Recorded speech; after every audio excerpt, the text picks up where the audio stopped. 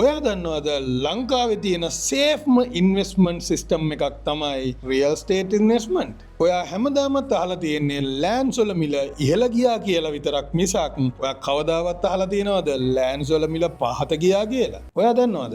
ඕනම කෙනෙක්ගේ ඩ්‍රීම් එකක් තමයි එක්ස්ට්‍රා ඉන්කම් එකක් හදාගන්න එක.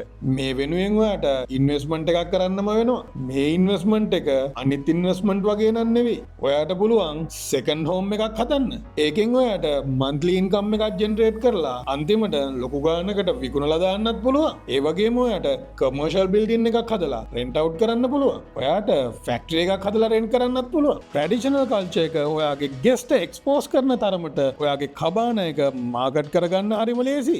ඒකෙන් ඔයාගේ බ්‍රෑන්ඩ් ඉමේජ් එක තවත් අප්ග්‍රේඩ් වෙනවා. අපි හදන මේ බ්‍රෑන්ඩ් එක කියන්නේ නිකම්ම නිකන් කබාන ස්ට්‍රක්චර් එකක් විතරක්ම නෙවෙයි. ඒක ට්‍රැඩිෂනල් හොස්පිටැලිටි එක පෙන්වන තවත් ස්පෙෂල් අයිකන් එකක්.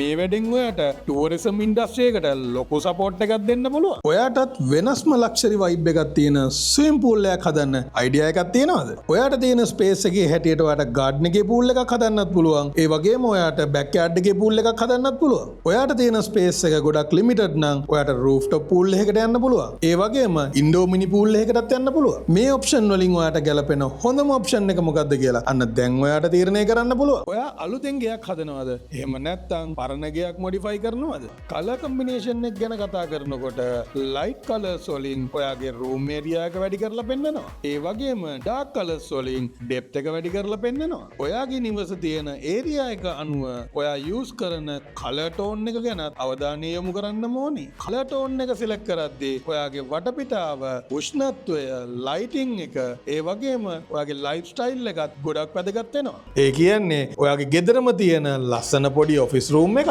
ඒ වගේම ඔයාගේ සබ්ජෙක්ට් එකට ඔයාගේ බිස්නස් එකට හරියන විදිහට ඇරේන්ජ්මන්ට් එක කරගන්නත් අමතක කරන්න එපා. මේකට ඔයාට තියෙන ස්පේස් එක ලිමිටඩ් කියලා ඔයා වොරි වෙන්න එපා. මොකද හරි ප්ලෑන් එකකට ගියොත් මේ ස්පේස් එකේ වුණත් ඔයාට අවශ්‍ය දේ කරගන්න බැරි කමක් නැහැ. ඒ වගේම ලයිටින් සෙටප් එක ගැනත් ඔයා හොඳට හිතන්න ඕනේ. ඔයාගේ මේන් ලයිට් එකට කූල් වයිට් එක හොඳයි. ඒ වගේම ඔයාගේ ඩෙස්ක් ලයිට් එකට වෝම් වයිට් එක හොඳයි. මොකද කූල් ලයිට් එකෙන් ෆෝකස් එක වැඩි කරනවා වගේම වෝම් ලයිට් එකෙන් අයි කම්ෆර්ට් එක වැඩි කරනවා. ඔයා කැමරා එක යූස් කරනවා නම් ෆ්‍රන්ට් ෆේසින් ලයිට් එකක් දාගන්නත් අමතක කරන්න එපා. දැන් අපි බලමු කලර් ටෙම්පරේචර් එක හරියටම සිලෙක්ට් කරගන්නේ කොහොමද කියලා. මේකෙදි වෝම් ලයිට් ඒ කියන්නේ කෙල්වින් 2700 3000 අතර වගේ ඒ වගේ ලයිට්ස් යූස් වෙන්නේ ලිවිං ඒරියා එකට වගේම බෙඩ්රූම් ඒරියා වලට. ඒ වගේම බාත්රූම්ස් හෝල්වේස් වලට වගේ කූල් ලයිට් එකක් යූස් කරන්න පුළුවන්.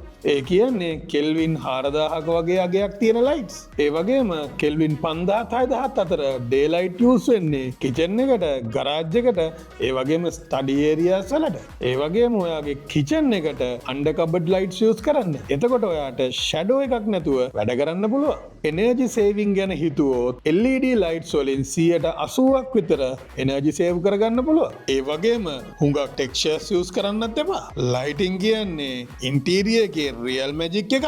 මේකට ඔයාගේ ජෙනරල් ලයිට්ස්, ඩෙකරේෂන් ලයිට්ස්, ඒ වගේම ටාස්ක් ලයිට් හරියටම මැච් කරගන්න. මොකද හරියටම ඔයා ලයිටින් කරගන්නවා කියන්නේ ඔයාගේ ගෙදරට ජීවය දෙනවා කියන එක. ඉන්ටීරියර් කරද්දී ඔයා unnecessary items යූස් කරන එක නවත්තන්න.